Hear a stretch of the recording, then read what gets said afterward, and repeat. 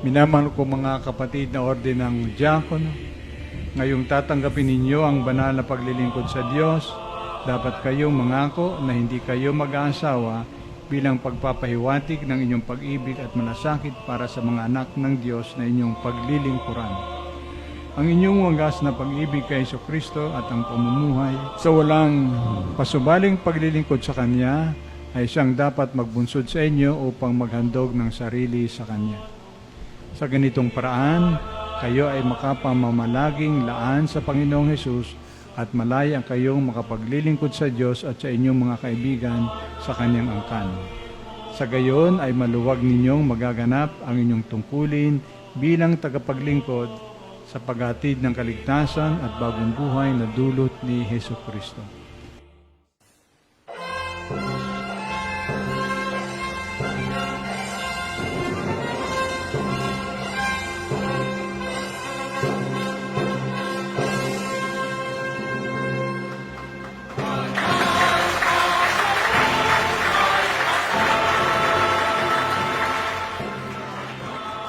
Ngayong umaga ay napakaraming naganap, napakarami nating nasaksihan.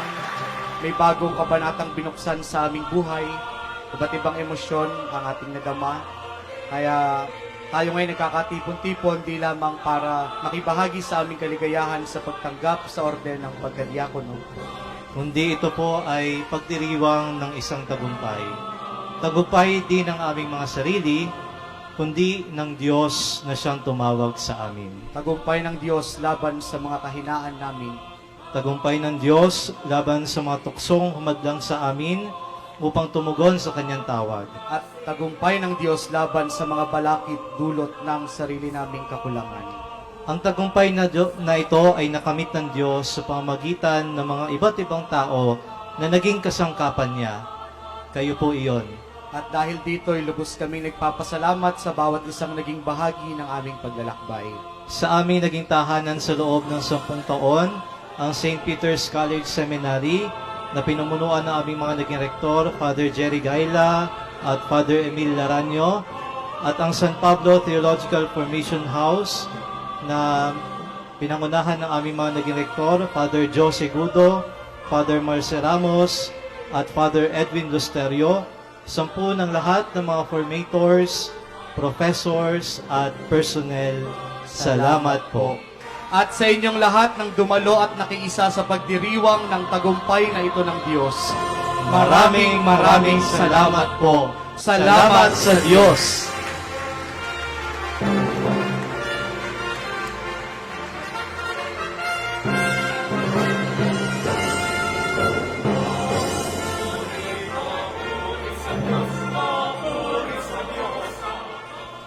Minamahal ko mga kapwa-anak ng Diyos, lalo na sa ating dalawang kapatid na sina Lance at DJ.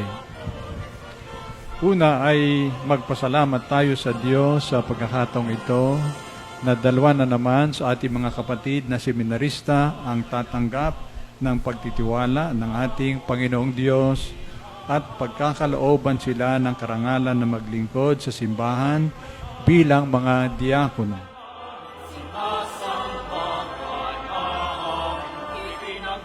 Anumang uri ng paglilingkod sa simbahan ay hindi karapatan, kundi pagtitiwala ng Diyos upang sa kanilang paglilingkod ay madama ng mga mananampalataya ang kagandahang loob ng Diyos.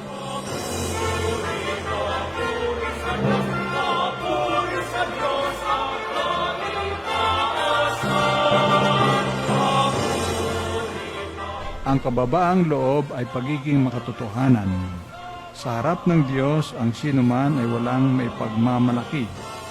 Ano ang kanyang may pagmamalaki kung ang kanyang mismong buhay ay kaloob ng Diyos at lahat ay nagagawa natin dahil tayo ay buhay. Dagdag pa rito, ang anumang kabutihan na ginagawa natin tulad ng halimbawa ng pagtulong sa kapwa ay dahil din sa Diyos. Sa pagtulong, ang ating itinutulong kahit sabihin pa natin ito ay ating pag-aari, ay galing lahat sa Diyos.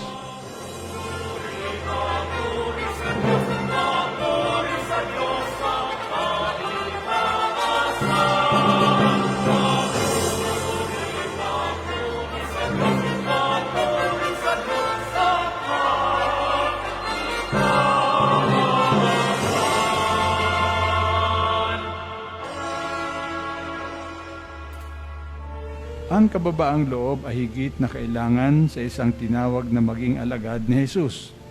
Si Jesus ang halimbawa ng kababaang loob, na kahit siya ay Diyos, hindi niya pinagpilitan ang pagiging kapantay ng Diyos. Sa halip, ibinigay niya ang lahat ng meron siya at namuhay na isang alipin.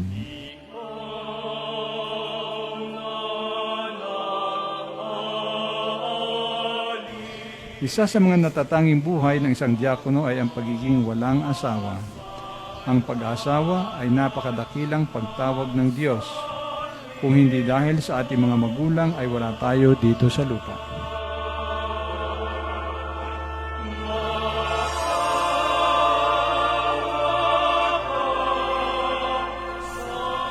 Ang mga tinawag sa pagiging diakono, pari o reliyoso, ay tumutugon din sa pagtawag na magmahal, hindi sa asawa at mga anak, kundi sa mga taong doon sila ipinadala, upang sila ay mahalin. Ang buhay may asawa ay may kaligayahan at kalungkutan na wala sa taong walang asawa. Ang buhay ng walang asawa ay may kaligayahan at kalungkutan na wala sa mga may asawa. Ang kaligayahan man o kalungkutan, laging kasama ang Diyos.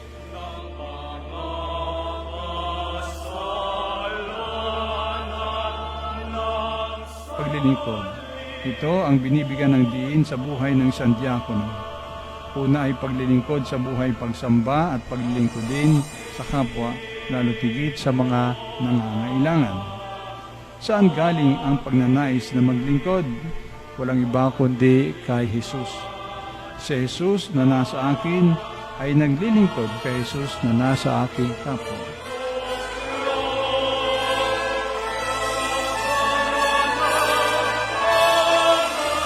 Sinabi ni Jesus, nung ginawa ninyo ang mga bagay nito sa akin, lalo tigit sa mga kawawa at mahihinang kapatid ko, ay ginawa ninyo sa akin. Ebanghelyo ni San Mateo. Sino-sino naman ang mga taong mahihina at kawawa? Sila ang mga taong pinatutungkulan sa tinatawag na corporal works of mercy o pagmamalasakit sa mga taong may pangangailangang pangkatawan. Sa layong mga taong nagugutom, nauuhaw, walang maisuot, walang matuluyan, mga may sakit, mga nakapiit, at mga pumanaw.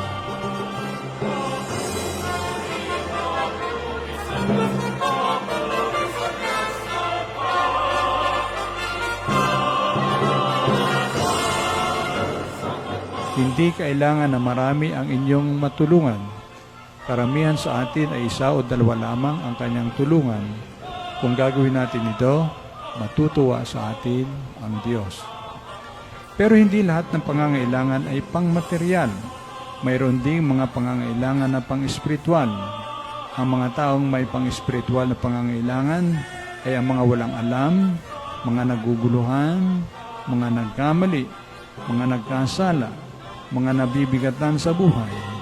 Hindi pera ang tugon sa ganitong pangangailangan, kundi ang pagkalinga at pagmamalasakit.